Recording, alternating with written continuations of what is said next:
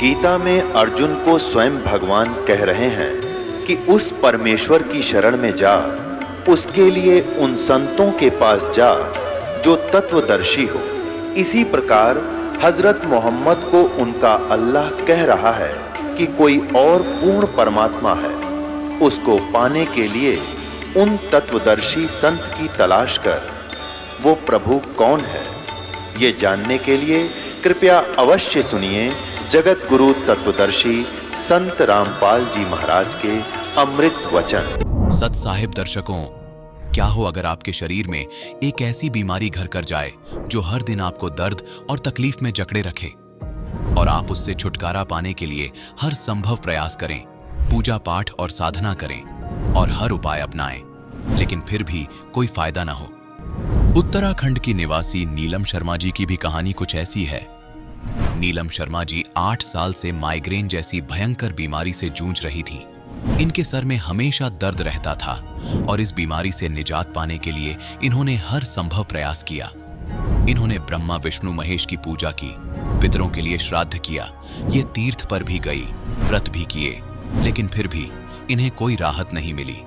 लेकिन आज नीलम जी का कहना है कि मेरी जिंदगी तब बदली जब मुझे संत रामपाल जी महाराज की शरण मिली। संत रामपाल जी महाराज की शरण मिलने के बाद मैं पूर्ण रूप से सुखी और स्वस्थ हो गई हूँ। दर्शकों, क्या ये संभव है कि संत रामपाल जी महाराज द्वारा बताई गई भक्ति साधना में इतनी शक्ति है कि माइग्रेन जैसी जटिल बीमारियां भी समाप्त हो रही हैं? आइए जानते हैं कि इसके पीछे की सच्चाई क्या है। सुनते हैं नीलम जी की कहानी, उन्हीं की जुबानी। नमस्कार जी। नमस्कार सर। क्या नाम है जी आपका? मेरा नाम नीलम शर्मा है। बहन जी कहाँ से हैं आप? जी मैं उत्तराखंड से हूँ, डिस्ट्रिक्ट पौड़ी। संत रामपाल जी महाराज से नाम दीक्षा आपने कब ली? संत रामपाल जी महाराज से नाम दीक्षा मैंने 24 जुलाई 2019 को ली थी। संत रामपाल जी महाराज से नाम दीक्षा लेने से पहले क्या आप कोई भक्ति साधना भी करती थी? हाँ जी, हम भक्ति जो परंपरागत चल रही थी, जैसे ब्रह्मा विष्णु महेश की भक्ति और पितृ आदि श्राद्ध देना, तीर्थों पर जाना, व्रत लेना आदि, यही पूजाएं करती थी। और इन पूजाओं को करने के बाद भी हमें कोई लाभ नहीं हुआ। तो फिर आप संत रामपाल जी महाराज की शरण में कैसे आई? 2017 में मेरी मम्मी जुड़ी हुई थी, तो मैं अपनी मम्मी से मैंने ज्ञान सुना उनका कि संत रामपाल जी महाराज जी ऐसे ज्ञान बताते हैं कि मतलब ऐसी भक्ति विधि बताते हैं। तो शुरू में तो मुझे लगा कि कैसी भक्ति है, कबीर को परमात्मा बता रहे हैं, कैसे मतलब प्रमाण क्या है इस चीज़ का। फिर मैंने संत रामपाल जी महाराज का सत्संग सुना, यूट्यूब पे सुना, ज़्यादातर टीवी पे भी सुना, लेकिन मैं इनका सत्संग लीड लगा के फ़ोन में सुनती थी। तो धीरे धीरे मुझे ज्ञान हुआ कि इनके जैसा ज्ञान आज तक किसी ने नहीं दिया। मैं अभी कभी भी मैं जब सत्संग सुनती थी टीवी पे, तो मुझे नहीं लगा कि मतलब कभी किसी के सत्संग में कि हाँ इनका ज्ञान में कुछ दम है। लेकिन जब मैंने संत रामपाल जी महाराज का सत्संग सुना तो मैं बहुत प्रभावित हुई कि सच में इनका ज्ञान सबसे अलग है और ये शास्त्रों से प्रमाणित जो भक्ति विधि है वो बता रहे हैं। तो फिर मैंने 24 जुलाई 2019 को दिल्ली द्वारका सेक्टर 1 से नाम लिया और परमात्मा की शरण मिली मुझे। संत रामपाल जी महाराज से नाम दीक्षा लेने के बाद क्या आपको कोई लाभ भी प्राप्त हुए? हाँ जी, लाभ तो मुझे बहुत हुए, लेकिन खास विशेषकर एक लाभ ऐसा है कि जो मैं बहुत सालों से दुखी थी, जिससे 8 साल से कम मेरे सर में माइग्रेन की प्रॉब्लम थी। सर में मेरा दर्द बना रहता था, 24 घंटे में खाना खाती थी, मुझे वोमिटिंग होती थी। आँखों में मुझे इतनी तकलीफ होने लगी कि मेरे आँखों में ऐसा लगता था कि मेरी बस रोशनी भी अब जाने वाली है आँख की। संत रामपाल जी महाराज से नाम उपदेश लेने के बाद 15 दिनों तक जो भक्ति विधि की, जैसे मंत्र जाप करना, उनका सत्संग सुनना, तो मंत्रों से ही मतलब मुझे इतना फर्क पड़ा कि मेरा सर का दर्द कहाँ गायब हो गया मुझे पता ही नहीं चला। ऐसा लगता था कि जैसे मेरा सर बिल्कुल एकदम मैं हल्की हो गई हूँ और जैसे आँखों में जैसे नई रोशनी आ गई हो और बिल्कुल टेंशन फ्री हो गई हूँ। तो उस दिन मुझे मतलब इतना दृढ़ विश्वास हो गया कि संत रामपाल जी महाराज के ज्ञान और इनके मंत्रों में जो शक्ति है वो किसी के पास नहीं है। माइग्रेन की समस्या पूर्ण रूप से सही, स्वस्थ हूँ मैं। और उसके बाद मेरे में शारीरिक लाभ हुए, मानसिक लाभ हुए, घर में भी बरकत है और सब खुशहाली है मेरे घर में, किसी चीज़ की कोई प्रॉब्लम नहीं है। अपना घर है दिल्ली में, 10 साल से मैं दिल्ली पालम में रहती हूँ। सबसे बड़ी समस्या जो 2006 से थी वो मेरे भाई को बहुत प्रॉब्लम थी, उसको दिमागी प्रॉब्लम हो गई थी। उसके सर पे जो डॉक्टर ने बोला कि इसके जो सर के नस हैं उसमें किसी तत्व केमिकल की कमी हो गई है, जिसके कारण ये कभी ठीक भी नहीं हो सकता और होगा भी तो इसको ज़िंदगी भर दवाई खानी पड़ेगी। तो फिर हम परेशान हो गए कि अब क्या होगा। तो फिर क्या हुआ कि उसके बाद दवाई खाता रहा, फिर फ़र्क भी नहीं पड़ता था। फिर इसको नशे की भी लत लग गई, जैसे बीड़ी गुटखा, ये 24 घंटे इसी लत में रहता था। रात को 12 बजे उठना, बीड़ी पीना, गालियाँ देना, घर परिवार में इसने मतलब बहुत बुरा हाल कर रखा था सबका, और अपना भी बुरा हाल कर रखा था। तो उसके बाद हमने 2007 में इसको नशा मुक्ति केंद्र में डलवाया हरिद्वार में। तो वहाँ पे इसके साथ बहुत ही गलत व्यवहार किया गया, इसको मारा गया, बहुत तरह तरह से इसको परेशान किया गया, बहुत बुरी हालत हुई उसकी। मतलब ये थोड़ा बहुत पागल तो हो ही गया था, लेकिन नशा मुक्ति केंद्र में जाने से तो ये और पागल हो गया, इतना पागल हो गया कि इसको कुछ होश नहीं थी, ना इसको कपड़े पहनने की होश थी, ना खाने की होश थी, ना पीने की होश थी। कहाँ जा रहा हूँ कुछ पता नहीं, मतलब कभी कहीं चले जाना, किसी गांव चले जाना, कभी किसी शहर चले जाना, कुछ होश ही नहीं है मैं कहाँ जा रहा हूँ। मेरी मम्मी सर्विस करती हैं, मेरी मम्मी स्वास्थ्य विभाग में नर्स है, और मेरी मम्मी इतनी दुखी हो चुकी थी कि मैं नौकरी करूं कि अपने लड़के को संभालूं, और हम एक भाई बहन हैं, और भी कोई नहीं है हमारे घर पे। जैसे कोई और अपना जो रिलेटिव हैं वो दूर रहते हैं, जैसे चाचा जी हैं तो वो बाहर रहते हैं। तो मेरे भाई को संभालने वाला भी कोई नहीं था घर पे, क्योंकि मेरी मम्मी जॉब सर्विस करती है स्वास्थ्य विभाग में। तो हालत इतनी ख़राब हो गई थी, किसी ने बोला कि इसको ना नशा मुक्ति केंद्र में डालो, तो वहाँ तो उसको कोई लाभ नहीं हुआ वहाँ पे। फिर वहाँ से हमने उसको दिल्ली में राम मनोहर लोहिया हॉस्पिटल में दिखाया। वहाँ भी वो 3-4 महीने रहा, उसका ट्रीटमेंट चला, लेकिन वहाँ भी ये था कि दवाई खाता था फिर सो जाता था। फिर वही हाल, बीड़ी दो, गुटखा दो, इधर चले जाना, कहीं भी चले जाना, उसके साथ ऐसे रहना पड़ता था कि कब कहाँ भाग जाए कुछ पता ही नहीं है। उसके बाद फिर 3-4 महीने रहा, उसके बाद उसको घर ले आए, फिर वही कंडीशन। फिर हमने हमारे चाचा जी रहते हैं यहाँ पे दिल्ली में, तो उन्होंने बोला कि लेडी हार्डिंग में दिखाओ, दिमागी हॉस्पिटल है वहाँ पे, तो वहाँ दिखाओ इसको। तो हम फिर लेडी हार्डिंग में लाए। फिर उन्होंने भी यही बोला कि इसके जो दिमाग में ना तत्व की कमी है, सोचने समझने की, ये भूल जाता है कोई चीज़ को, पता ही नहीं रहता मैं कहाँ जा रहा हूँ। तो फिर वहाँ एडमिट किया, फिर वहाँ भी रहे, वहाँ भी मतलब कोई भी 1% भी हमें लाभ नहीं दिखाई दिया।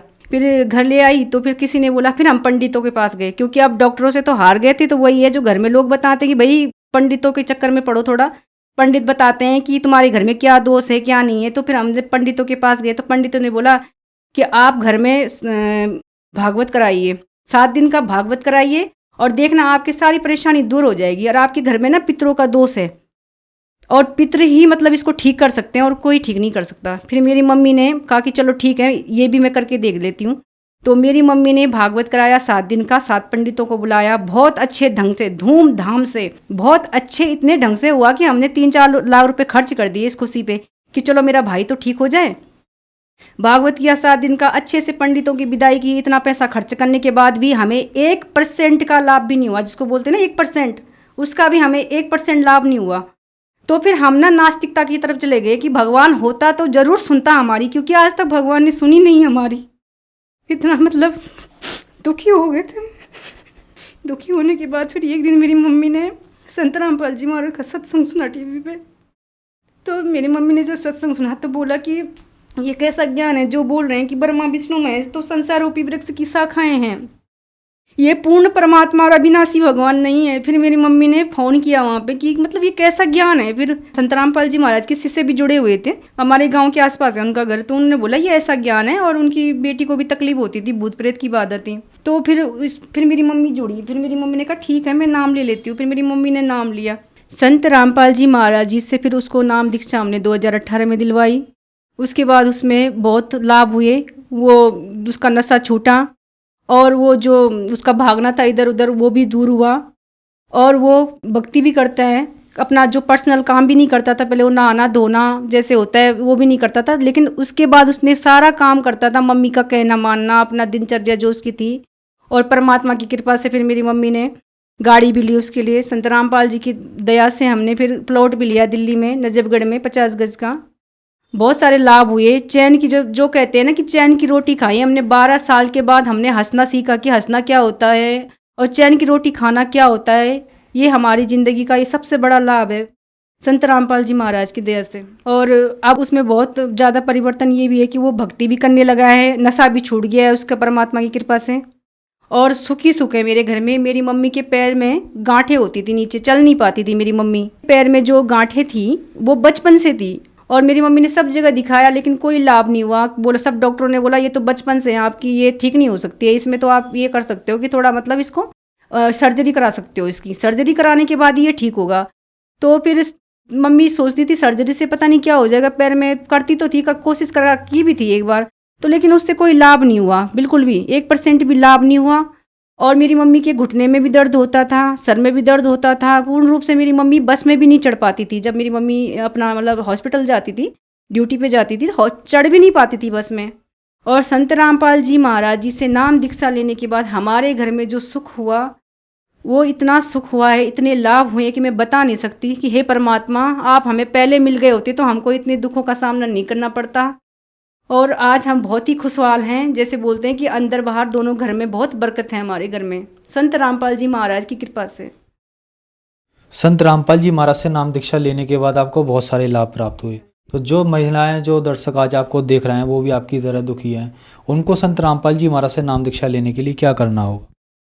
संत रामपाल जी महाराज जी के नाम दीक्षा लेने के लिए चैनल पे सत्संग आता है, उसमें पीली पट्टी आती है नीचे, उसमें जो आश्रम के नंबर है आप उन पे कांटेक्ट कर सकते हैं। नंबर्स को लेके आप उनको कॉल कर सकते हैं और बता सकते हैं जो भी आपकी प्रॉब्लम है। नाम दीक्षा लेने से पहले आप सबसे पहले ज्ञान समझिए। अगर संत रामपाल जी महाराज का आप ज्ञान समझ जाओगे तो आपको पता चल जाएगा कि ये इनका ज्ञान कैसा है, ये कैसी भक्ति विधि बताते हैं, जो शास्त्रों से प्रमाणित से भी प्रमाणित ज्ञान है। शास्त्रों में जो प्रमाणित ज्ञान है उसी अनुसार ये भक्ति विधि बता रहे हैं।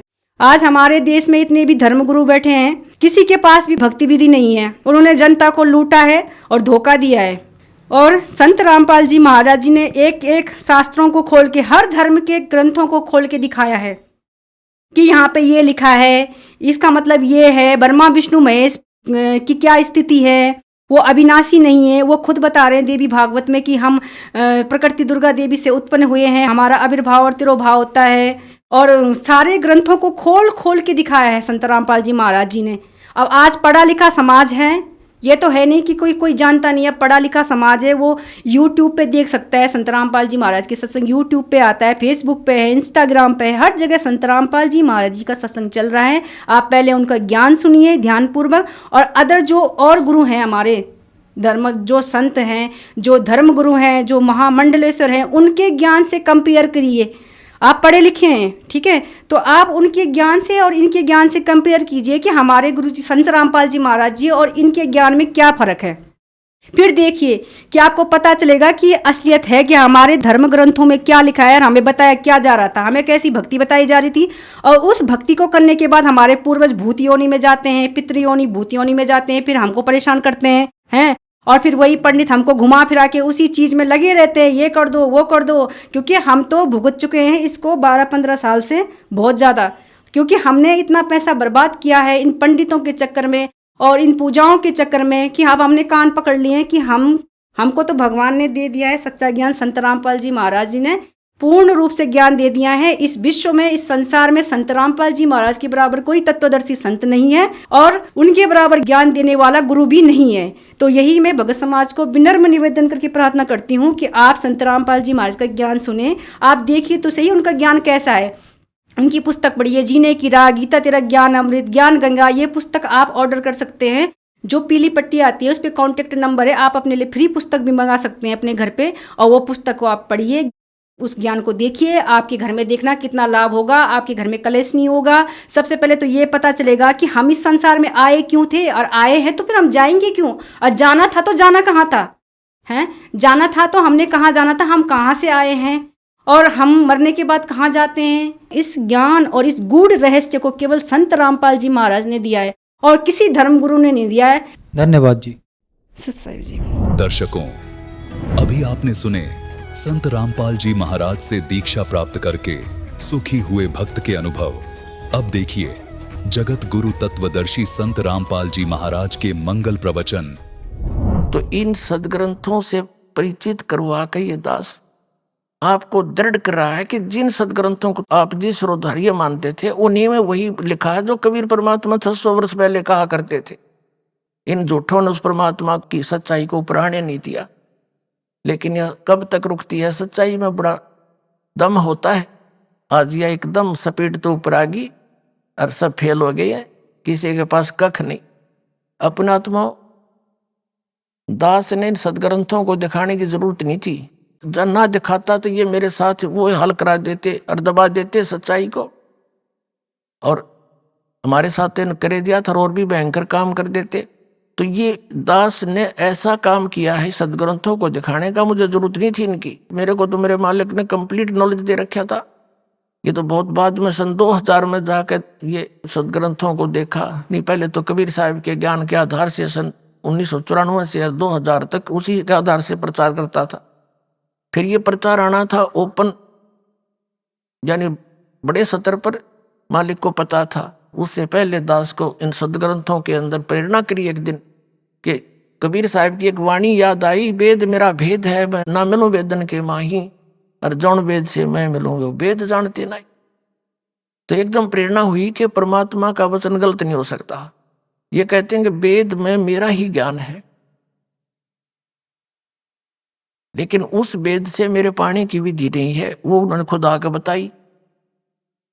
तो वेद तो उपलब्ध थे नहीं, हमने वेद देखे भी ना थे, सुने थे वेद है, नो नहीं पता था वो है किसे। गीता जी हमारे पास होती थी, पढ़ते भी थे, वह समझ में बाहर थी क्योंकि हमने तत्व ज्ञान नहीं था। तो गीता जी देखा और उसमें पढ़ने लगा तो उसमें स्पष्ट तेरा भला हो, यो गीता ज्ञान दाता तो नो क्या कोई और है वो परमात्मा। और हम कृष्ण के ऊपर सारा कुछ सेरा बांध के बैठ गए थे। फिर वेदों को भी लाया, मैं वेदों में पाऊंगा, फिर तो अनुवादिनी का किया हुआ है, वेदों ने भी चांदना कर दिया। तो अब दास वो वेद और गीता, पुराण, कुरान और बाइबल और गुरु ग्रंथ साहिब ये आपके रूबरू दिखा रहा हूं, पृष्ठ नंबर और अध्याय नंबर बताकर। तो दास ऐसे कर रहा है जैसे एक समय एक अंधा व्यक्ति रात्रि में जावा था, हाथ में लालटेन ले रखी, जला करके रास्ते में जा रहा था, आगे से बच्चे आ रहे थे उछल कूद करते हुए। उस अंधे व्यक्ति ने कहा कि देखना बच्चा, ध्यान से चलना बेटा, मैं अंधा हूं, मुझे दिखाई नहीं दे रहा। तो वो बच्चे उसके चारों तरफ खड़े हो गए, कहने लगे एक तरफ तो ये अंधा कह रहा है और एक तरफ ये लंप लिए हुए हैं। उन्होंने पूछा बाबा क्या सचमुच आप अंधे हो? कहा बेटा मैं अंधा हूं। फिर ये लालटेन यानी लैंप किस लिए लिए हो? कि तुम आंखों वालों के लिए, कहीं मेरे में टक्कर मार दो, बूढ़े आदमी ने तोड़ दो गिर के, इसकी रोशनी में मुझसे दूर के टल जाओ तुम, मेरी जान बची रहे, मैं अपना सफर कर लूं। तो ये सदग्रंथ एज ए लैंप दास साथ रखता है कि मेरे से टकराने से पहले अपने सदग्रंथों ने पढ़ लो, देख इसमें यो लिखा है। तो ये लालटेन का काम कर रहे थे, ताज हम ऊपर उठ के सबने देखे अपने अपने चांदने में अपने अपने ग्रंथ। दास ने झूठ बोलने की क्या जरूरत है, झूठे तो पहले हम दे रहे थे। ये एक पॉइंट भी को कच्चा सिद्ध कर दियो, उसी दिन संताई त्याग दूंगा। कोई बात है यार?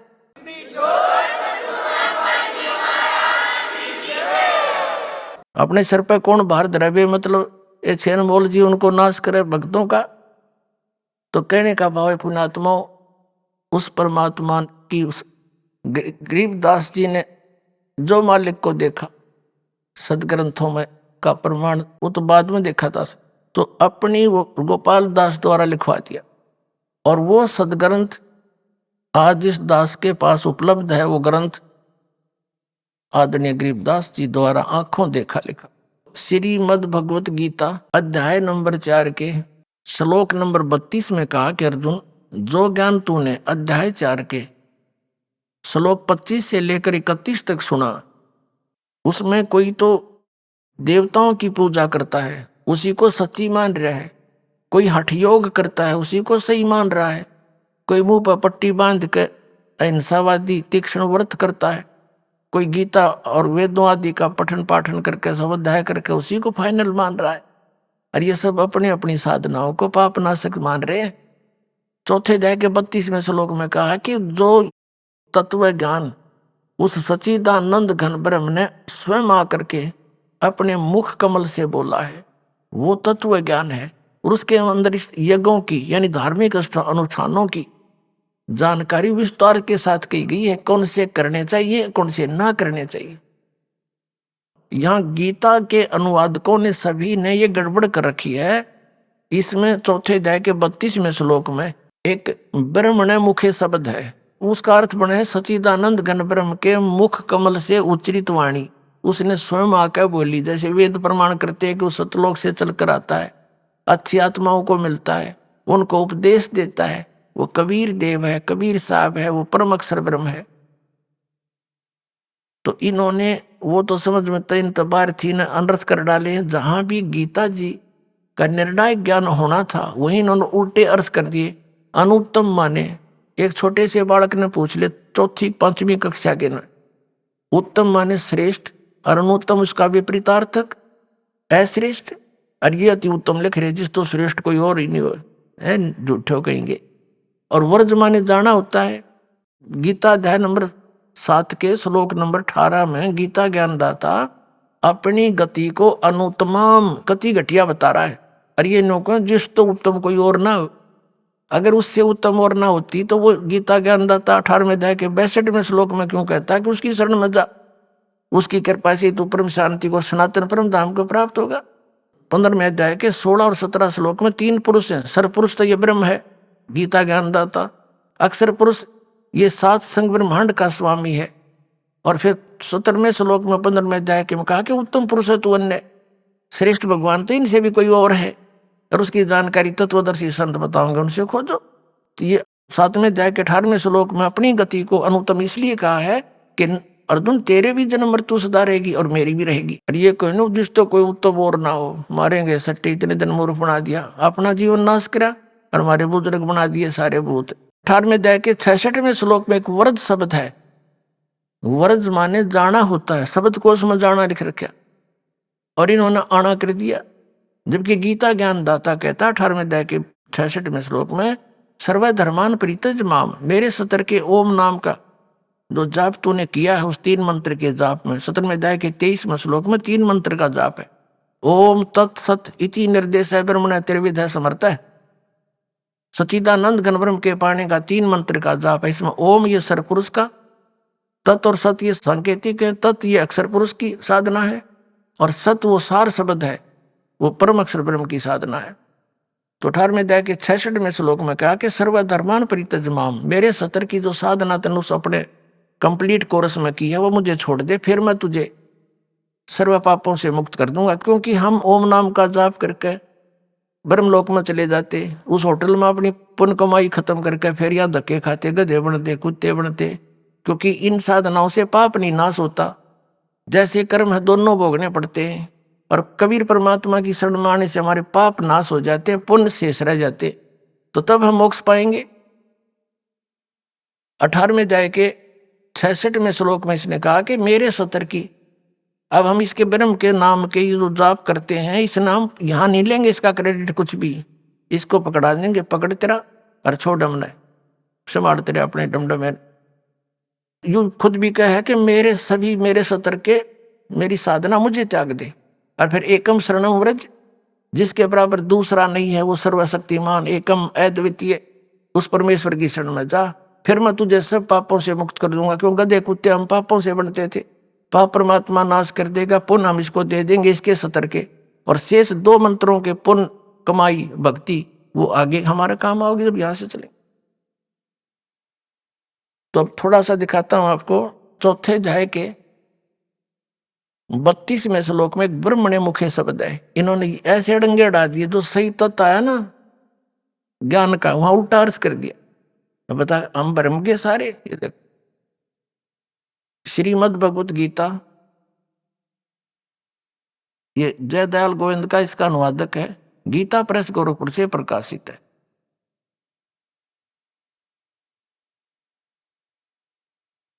ये चौथे अध्याय का ये 32वां श्लोक है, अध्याय नंबर 4 का। इसमें क्या कहा है, और ये 32वां श्लोक है, ये कहा है एवं बहुविधा यज्ञा वितता ब्रह्मण्य मुखे, ये ब्रह्मण्य मुखे कर्मजान विदितान सर्वान एवं ज्ञातवा विमोक्ष से।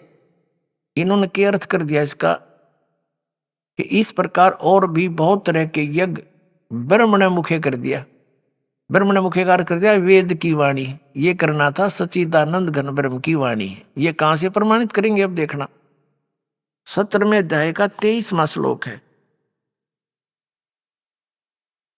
अब अध्याय नंबर 17 पर आ गए हम। श्रीमद् भगवद गीता 23वां श्लोक। इसमें लिखा है कि ओम तत्सत इति निर्देश है, ब्रह्मण है, त्रिविध है, समर्थ है।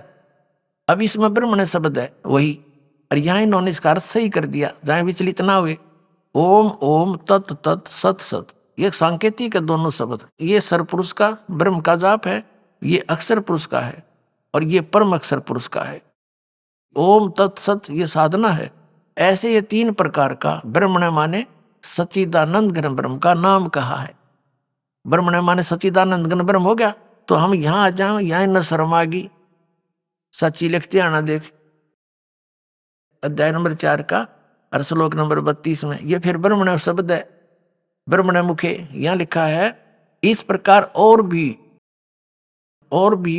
बहुत तरह के यज्ञ, यानी यज्ञ माने धार्मिक अनुष्ठान वेद की वाणी में, इन वेद की वाणी कर दी। यहां लिखना था सच्चिदानंद घन ब्रह्म की वाणी में, उस परमात्मा ने अपने मुख कमल से बोले, उस वाणी में विस्तार से कहे गए हैं। उन सब को तू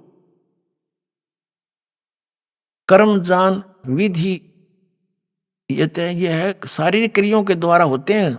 इसमें क्या बताया है कि उस तत्व ज्ञान के अंदर सच्चिदानंद घन ब्रह्म की वाणी में ऐसी साधना है जो हठ योग वगैरह बकवाद नहीं है, वो ये सारा साधना है। नाम उठत नाम बैठत नाम सोत जागवे, नाम खाते नाम पीते नाम सेती लागवे।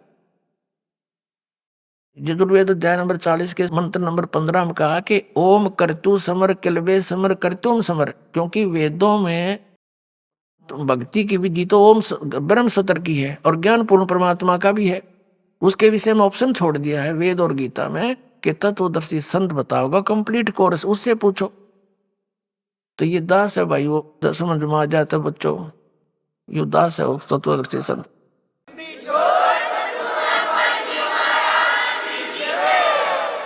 तो इसका अर्थ है कि वो जो सच्चिदानंद घन ब्रह्म ने जो ज्ञान स्वयं अपने मुख से बोल कर दिया है वो है तत्व ज्ञान। और उसमें ऐसी साधना है वो कर्मों से, शारीरिक कर्मों से काम करते करते पूरी होती है। वो उसमें कर्म सन्यासी होने की जरूरत नहीं, कर्म योगी से बात बनेगी। काम भी करो अपना घर का, नाम उठत नाम बैठत नाम सोत जागवे, नाम खाते नाम पीते नाम सेती लागवे। इसका अर्थ ये है। अब देखिएगा गीता अध्याय नंबर 4 का श्लोक नंबर 32 का हम ये पढ़ रहे हैं। इस प्रकार बहुत तरह के यज्ञ यानी धार्मिक अनुष्ठान सच्चिदानंद घन ब्रह्म पढ़ो इसको की वाणी में, परमेश्वर की वाणी में विस्तार से कहे गए हैं। उन सबको तू कर्म जान, शारीरिक क्रियाओं के द्वारा होने वाले जान एवं इस प्रकार तत्व से जानकर उनके अनुष्ठान के द्वारा कर्म बंधन से सर्वथा मुक्त हो जाएगा। हो गया। इससे सिद्ध गीता के अंदर वो ज्ञान नहीं है। इससे सिद्ध ये हो गया कि गीता के अंदर वो ज्ञान नहीं है। ये वो ज्ञान होता तो ये लिखने की जरूरत नहीं थी। 18 अध्याय बनाए, 1 अध्याय और लिख देती है। उसके लिए ऑप्शन छोड़ दिया कि ये तत्व ज्ञान है, उसको तत्वदर्शी संतों से समझ ये दे। अध्याय नंबर 4 के और श्लोक नंबर अब 34 में आ गए हम। कहते हैं उस तत्व ज्ञान को तू तत्वदर्शी ज्ञानियों के पास जाकर समझ। उनको भली भांति दंडवत प्रणाम करने से, उनकी सेवा करने से, कपट छोड़कर सरलता पूर्वक प्रसन्न करने से वे परमात्म तत्व को भली भांति जानने वाले तत्वदर्शी न तत्वदर्शी संत ज्ञानी महात्मा तुझको तत्व ज्ञान का उपदेश करेंगे।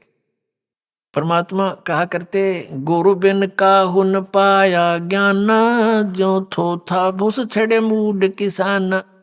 गुरु बिन वेद पढ़े जो प्राणी, समझे न सार रहे अज्ञानी। ये आज तक सारे अज्ञानी थे, ऋषि महर्षि ब्रह्मा विष्णु महेश तक। इनको वेदों का भी ज्ञान नहीं, इसमें क्या लिखा है अटपट मारन लाग रहे थे।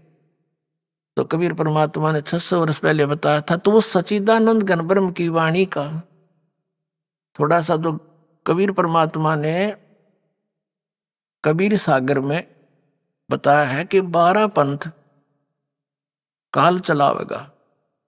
ये आत्मा तो सारी परमात्मा एक ही है। जैसे गरीबदास जी को लेकर गए, ज्ञान दिया, उन्होंने ज्ञान लिख दिया। इनको कह दिया था बेटा भी सारनाम और सतनाम तो किसी ने बताइए ना। गरीबदास जी को परमात्मा ने, क्योंकि ये तो साथ साथ रहते, पल पल में मिलते हैं, जो इनके प्यारी आत्मा है। उनसे कह दिया था कि तू एक परंपरा बना के जाना, उसको कह जाना आगे एक ही व्यक्ति उस नाम का जाप करे और उसको स्वयं ही ध्यान रखे और नेक्स्ट को अधिकारी बना के उसको दे के जा। तो आदरणीय गरीबदास साहिब जी को परमात्मा ने सार शब्द, सार नाम और सतनाम कंप्लीट दिया था। सार शब्द और सार नाम तो एक ही है और सतनाम ये 2 अक्षर का, जिसमें एक ओम मंत्र है। और फिर वो शीतल दास जी हुए हैं, बराना गांव में उनका आश्रम है, हरियाणा के अंदर, जिला झज्जर में, उनको दिया। उसके बाद वो केवल एक ही, जो हमारे दास की परंपरा में, उन्हीं को एक एक को वो बताते हुए आए थे। और मेरे गुरुदेव के लाखों के संख्या में शिष्य थे, लाल कपड़े भी पहन रहे थे, वो घर छोड़ कर त्यागी भी बन रहे थे, पर वो अधिकारी नहीं थे। उसने इस दास को बताया कि बस ये खजाना है, तू बरती भी इसको खूब। और ये परंपरा ये शुरू से ही, हम एक से अधिक को नहीं बता सकते, तेरे को आदेश मिलेगा और तू इसको खूब कर देना। तो परमात्मा दास को मिले, कबीर परमेश्वर कहा कि अब कर दे, इसका डिस्क्लोज कर दे। तो वो ज्ञान परमात्मा का दिया हुआ आज दास डिस्क्लोज कर रहा है।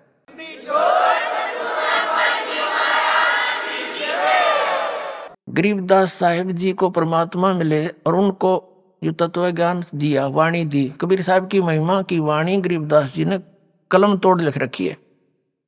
तो कबीर सागर में लिखा है कि काल 12 नकली पंथ चलाओगा, इसने कहा था।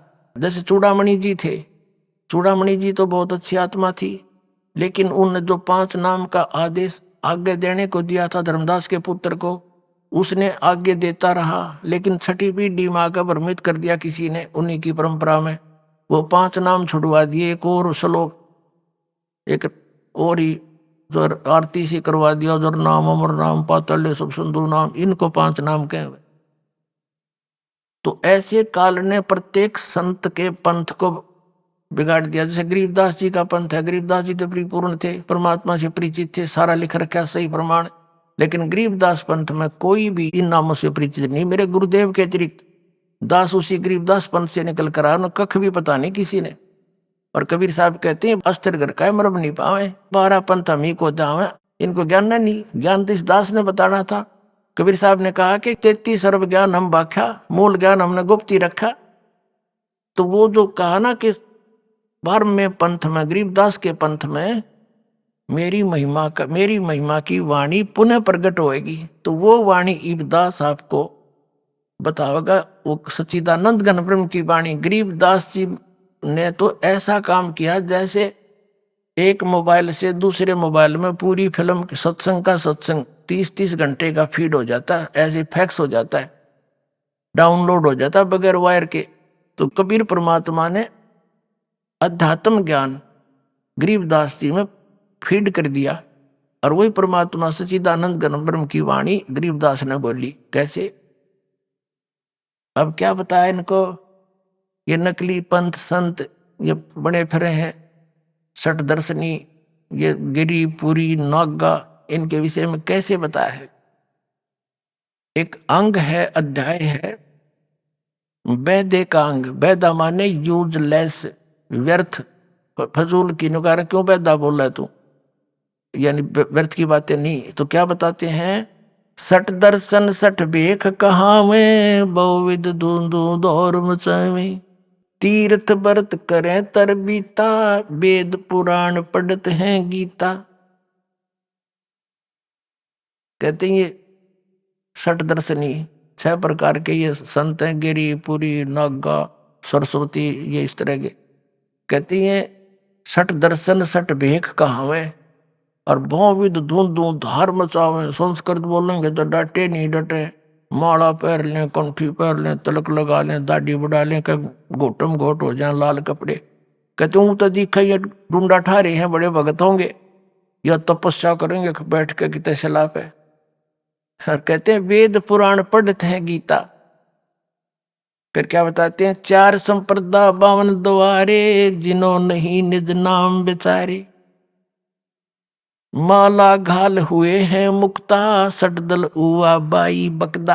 आय हाय, गरीबदास साहिब जी कहा करते कि तीर्थ व्रत करें तरबीता, तीर्थों पर जाते हैं जोड़ों में नहाने के लिए। गीता में कहीं लिखा है कि तीर्थों पर जाओ और वहां ये और कोई मंत्री हरे राम हरे कृष्ण तो तुम जाप करते हो, है कहीं गीता के अंदर या वेदों में है?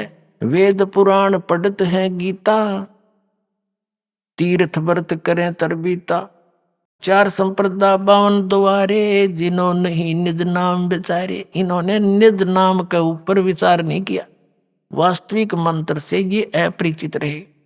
और माला गाल हुए हैं मुक्ता, सटदल उआ बाई बकदा, पैर का माला कंठी टक्की बिंदी ला कर डाडी डूडी बढ़ा के घोटम घोट हो के कहते ऊपर तो तेनो दिखो भाई ये तो कसूते बड़े महात्माएं पड़े होंगे। परमात्मा कहते हैं कंठी माला सुमरनीय पैरे से क्या हो, ऊपर डूंडा साध कर अंतर रख्या खो। ऊपर तो महात्मा दिखा अंदर कख भी नहीं तेरे पास, अपना जीवन बिगाड़े बैठा। बैरागी बैराग न जाने, बिन सतगुरु नहीं चोट निशाने। कहते हैं ये बैरागी ने बैराग का पता नहीं, घर छोड़ के धक्के खाते अंडा। बैरागता घर पर रह के करो, इन गंदी वस्तुओं से आस्था हटाओ, चोरी ठगी ये बकवाद जो है मिलावट ये छोड़ो, बीड़ी शराब मांस तम्बाकू परित्याग करो, चोरी जारी खत्म करो। ये है बैराग। और भगवान के अंदर आस्था होगी तो घर रो चाहे बाहर हो तो सुरती उसमें रहेगी आपकी। तो कहते हैं बैरागी बैराग न जाने, बिन सतगुरु नहीं चोट निशाने। सतगुरु के बिना निशाने पर चोट नहीं लग सकती। अपना इस सीतानंद गण ब्रह्म की वाणी जो गरीबदास जी ने बताई है, इसमें कहा है तत्व भेद कोई ना कहे रे झूमकरा, ये पैसे ऊपर नाच सुनो रे झूमकरा। कोटों मध्य कोई नहीं रे झूमकरा, अरबों में कोई गर्क सुनो रे झूमकरा। इस ज्ञान के बताने वाला इन करोड़ संतों में तो मिला नहीं, अरबों में कोई एक मिलेगा गर्क। गर्क माने कंप्लीट इन ऑल रिस्पेक्ट। छोटी मोटी कथा थी, कबीर पंथी भी सुनाया करते। जैसे ये जम्मू के अंदर रांजड़ी वाला श्री मधु परमहंस के बारे में हमारे भक्त मुझे कहा करते कि जी एक जम्मू से आता है, पर उसका सत्संग आता है टीवी पर, और वो नो की नो कथा सही आप जैसा ज्ञान देता है। जुटी भाई ज्ञान तो थोड़ा बहुत दे सके, क्योंकि पढ़ा के ही पता चला वो किसा ज्ञान दिया करता। धोती धोती सी उसकी खकता न मिलता जुलता ज्ञान तक कोई भी सुना दे पढ़ा के, इससे नहीं बात बनती। क्या कहते हैं कि बिन सतगुरु नहीं चोट निशाने। तो कहते हैं कोटों मध्य कोई नहीं रह झूमकरा, अरबों में कोई गर्क सुनो रह झूमकरा। जैसे कोई एक नाम जपेगियो, जोधपुर में है एक रामलाल सिहाग नाम के संत बन रहे हैं, वो के नाम दे है किलियम कृष्ण किलियम। बता हो गया ज्ञान पूरा। यो एक गाड़ी का कार का एक पहिया निकाल लिया और उसने घसीटे जहां चला हट जा गाड़ी आ गई। ये एक किलियम जाप से हो गया सारा कंप्लीट कोर्स। और कृष्ण नाम की तो है गीता में। और ये किलियम नाम कहाँ से लाई? परमात्मा ने आके बताइए सारे मंत्र। ये 7 मंत्र जो आपको प्रथम मंत्र दिए जाते हैं ये कंप्लीट कोर्स है।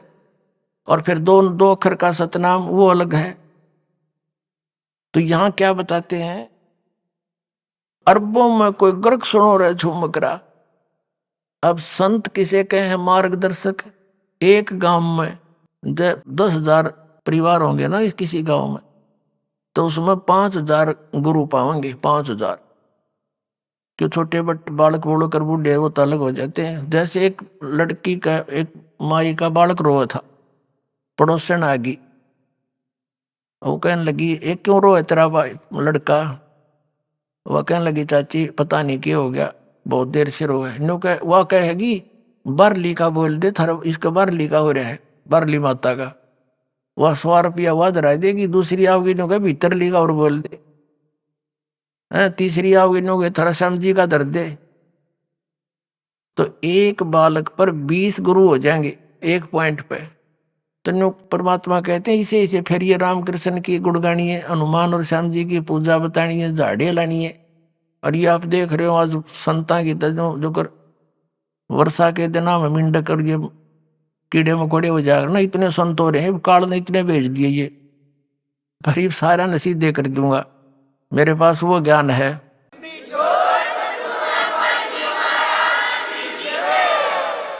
कबीर साहब ने कहा था, और ज्ञान सब ज्ञानड़ी और कबीर ज्ञान सो ज्ञान, और जैसे गोला तोप का करता चला मैदान, है सबका मैदान हो जाएगा। गरीबदास साहिब ने कहा कि अरबों में कोई ग्रक सुनो रहे जो मकरा, और यहाँ वही लिखा है कि बैरागी बैराग ना जाने और बिन सतगुरु नहीं चोट निशाने। सही यथार्थ ज्ञान सतगुरु बिना नहीं दिया जा सकता है। यह हुआ भाई बक्के। फिर कहते हैं, माला घाल हुए हैं मुक्ता, सटदल हुआ बाई बकदा, 12 बाट बिटम बिलोरी, सट दर्शन में भक्ति ठगोरी। यो भी बैदा है बैदे से भेद अलैदा, यो भी बैदा है व्यर्थ है, बैदा माने यूजलेस। सन्यासी 10 नाम कहावे, शिव शिव करे न सन से जावे, निर्वाणी निकंठ निसारा, भूल गए हैं वो ब्रह्म द्वारा। जंगम जैनी फोकट फैनी, नाम न चीन्या गुरु गुणहीना, नगन निराशा तनकू त्रासा, और पशु प्राणी स्वान समानी। कोई नंगे अंडे हैं, नो के ये तो पशु कुत्ते भी अंडे नंगे, क्या न भगवान मिल जाएगा। शरीर ने त्रास देने लग रहे, यानी यथार्थ ज्ञान बिना नोंडले ढोरे हैं। ये वेदा ये भी व्यर्थ है।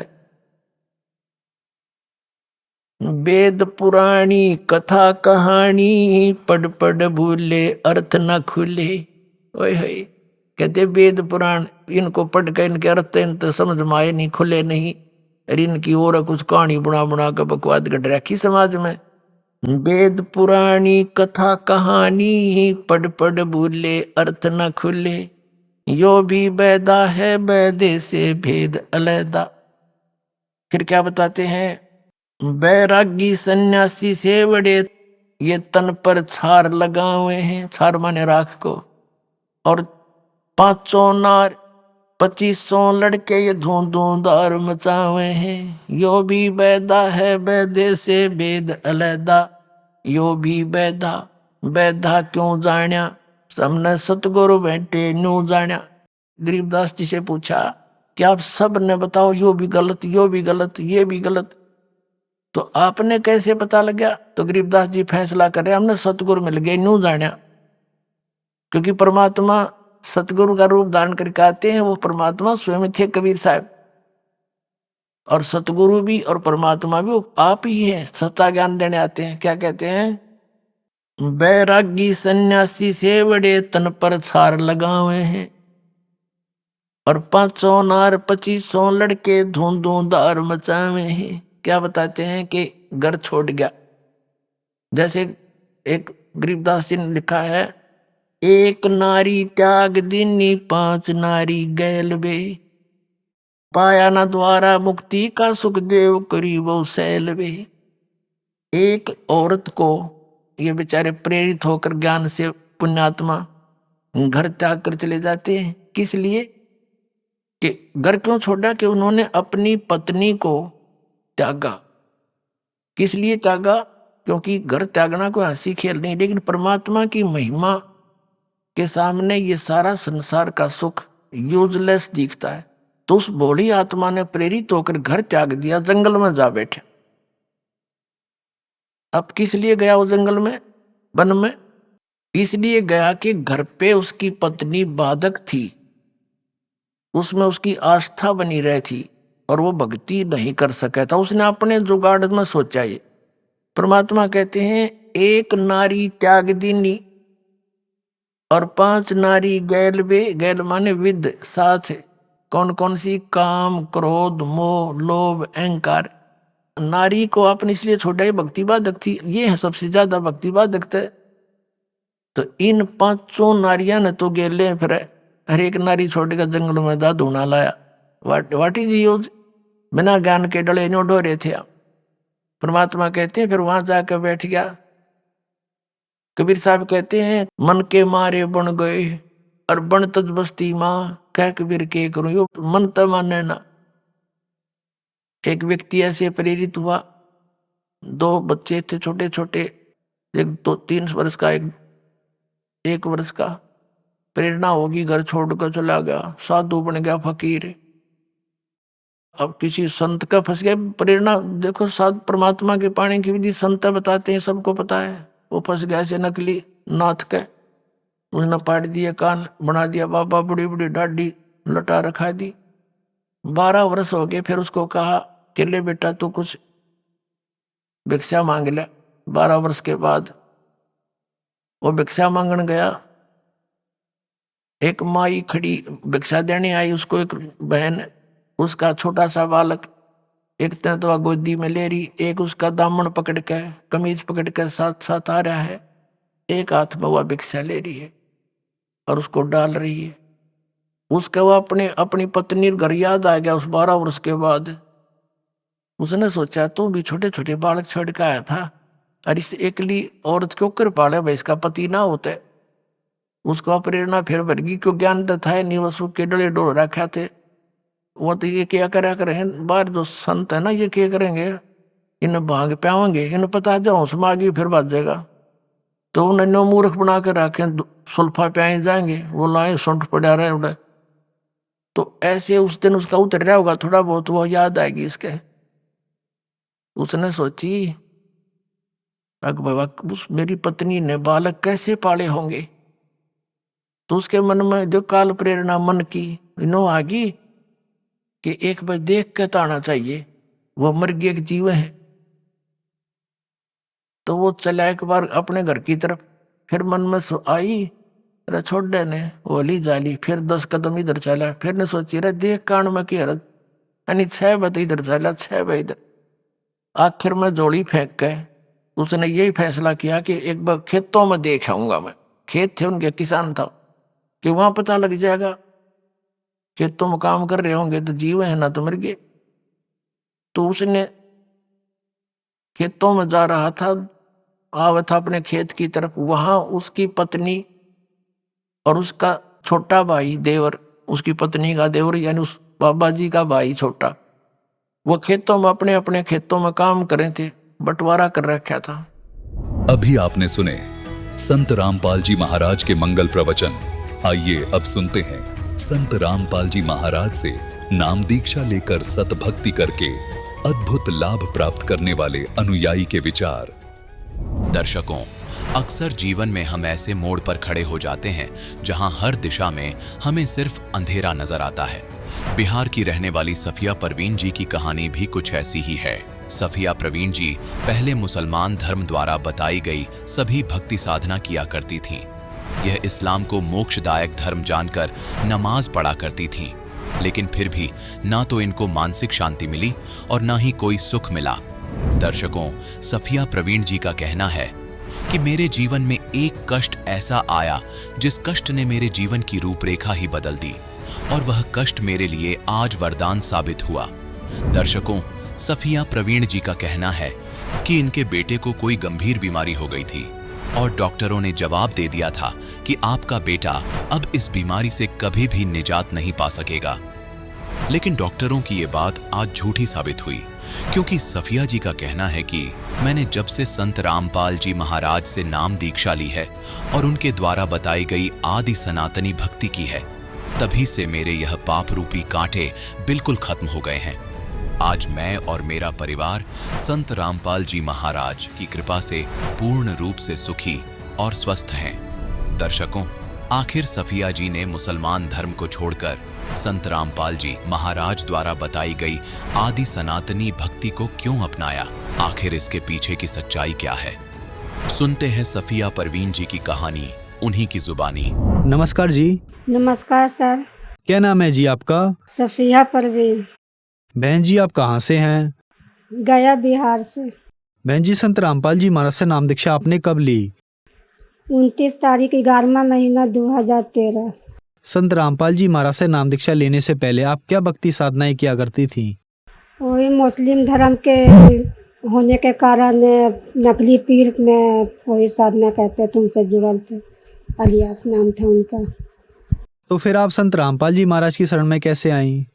संत रामपाल जी महाराज के शरण में आए कि हमारे भगत जी को एक अजय भगत जी ने पुस्तक दिए, उनसे ज्ञान चर्चा होते रहा। भगत जी घर में आते थे तो हम बोलते थे नहीं, हमारे पति घर में आते थे तो बोलते थे कि नहीं, सो मुस्लिम धर्म में समाज के हिसाब से अल्लाह ताला आए हुए हैं, हम बोलते थे नहीं, धरती पर अल्लाह ताला तो आप बोलते हैं कि बहुत से आए हुए हैं, इसलिए हम बोलते थे कि भगत जी कभी वहाँ कभी वहाँ कभी वहाँ। अगर पीर का दामन पकड़े हुए हैं तो हमको बोलते थे कि यही अल्लाह है।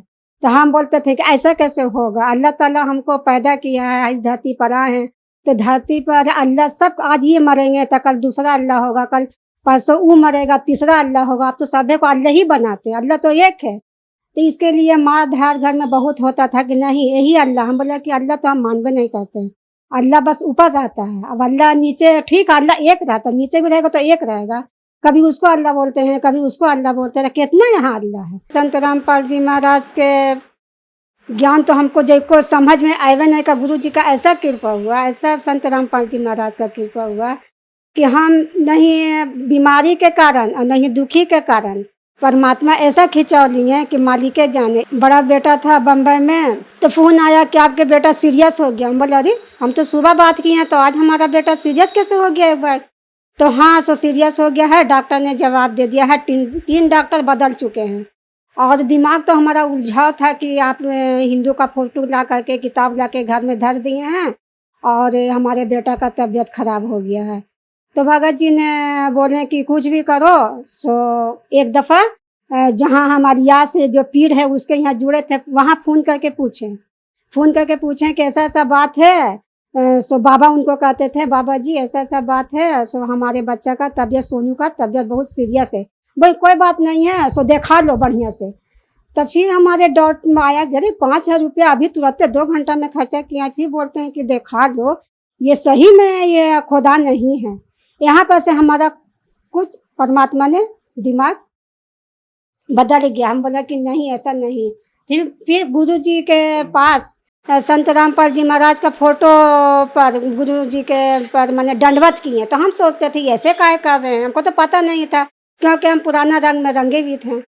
तब फिर दंडवत किए, बोले कि सो आप अगर आप ही अल्लाह हैं तो हमारे बच्चे को ठीक कर दीजिए, तब हम जानेंगे। इतने में भगत जी विश्वास नहीं होता, परमात्मा जाने। हम तुरंत 10 मिनट के बाद फोन आ गया कि आपका बच्चा समीम नाम के उसी माने कि नकली गुरु से जुड़े हुए थे। बोले कि अरे आपका बच्चा कैसे ठीक हो गया? सो बाबा का कमाल है। हम बोले था अब हमको विश्वास हो गया कि नहीं, वे बाबा का कमाल नहीं है, यही जो फोटो में जो है ये अल्लाह यही का कमाल है। संत रामपाल जी महाराज का जो फोटो था ज्ञान गंगा में, इन्हीं का कमाल। हमको ना जैसे कि हमको किसी बारे में पता नहीं था कौन संत रामपाल जी हैं, कहाँ पर इनका माने कि नाम दीक्षा दिया जाता है, क्या होता है। ऐसे करते करते माने कि फिर सत्संग सुनने लगे, करते करते घर में कुछ बदलाव आने लगा। तो जब घर में बदलाव आने लगा तो वाकई में खुदा है। भगत जी बोले कि ठीक है आप मानिए चाहे ना मानिए, हम तो जाएंगे। तो हमको तो पता नहीं था। हम बोले ठीक है आप जाइए।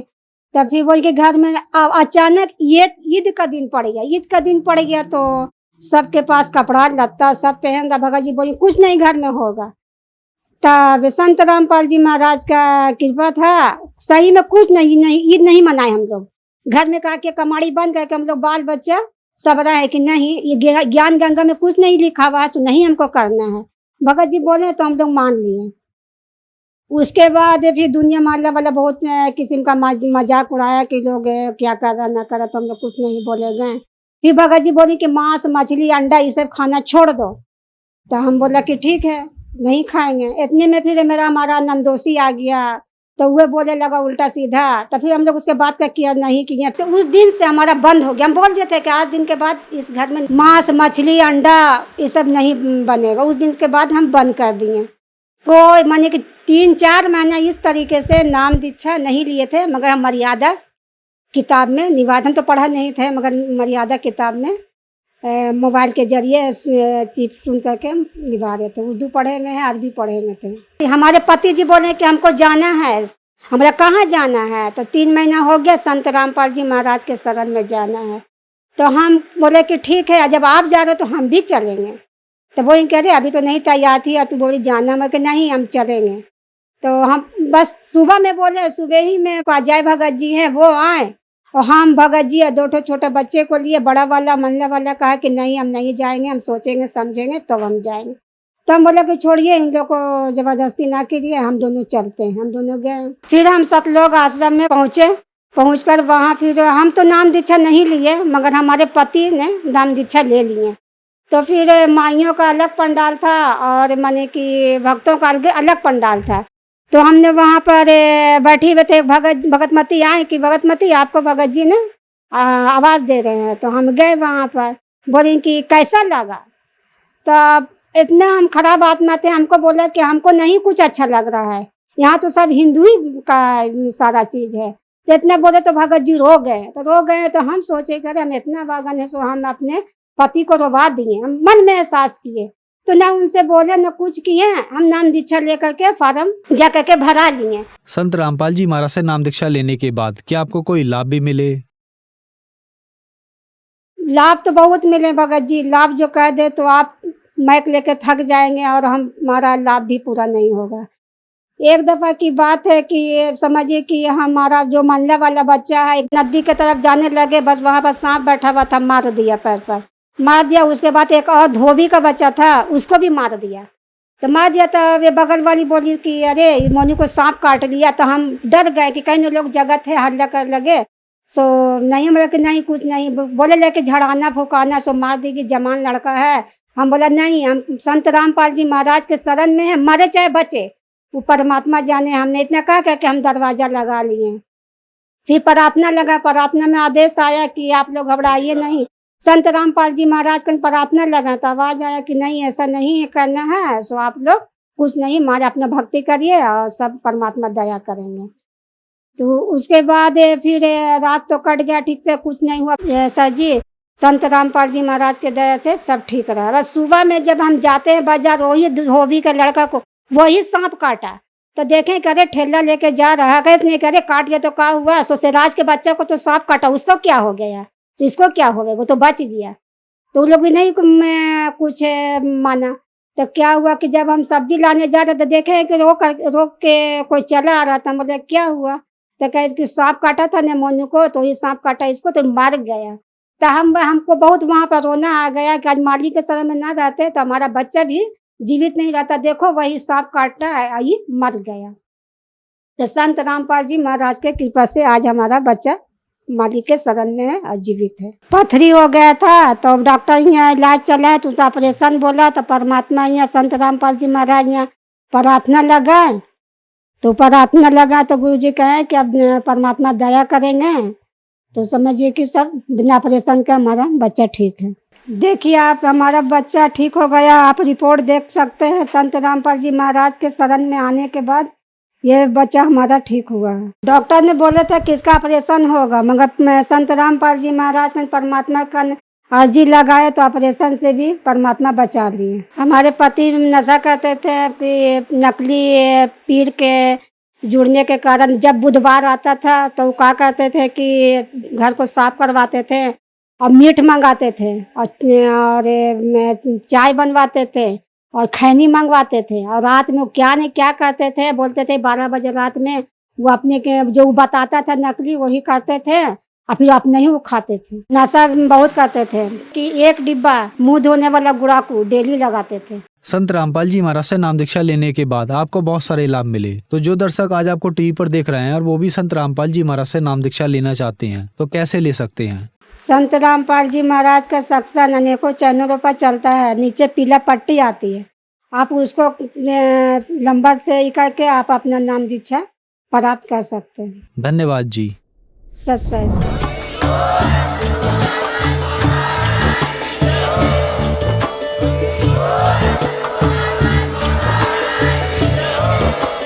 आप सुन रहे थे जगत गुरु तत्वदर्शी संत रामपाल जी महाराज जी के मंगल प्रवचन। अधिक जानकारी के लिए विजिट कीजिए हमारी वेबसाइट www.jagatgururampalji.org। संत रामपाल जी महाराज जी के शुभ आशीर्वाद से पूरे विश्व भर में 500 से भी ज्यादा नाम दीक्षा केंद्र हैं, जिन पर संत रामपाल जी महाराज जी द्वारा ऑनलाइन निशुल्क नाम दीक्षा दी जा रही है। अपने नजदीकी नाम दीक्षा केंद्र का पता करने के लिए संपर्क करें 91 888 291 4911।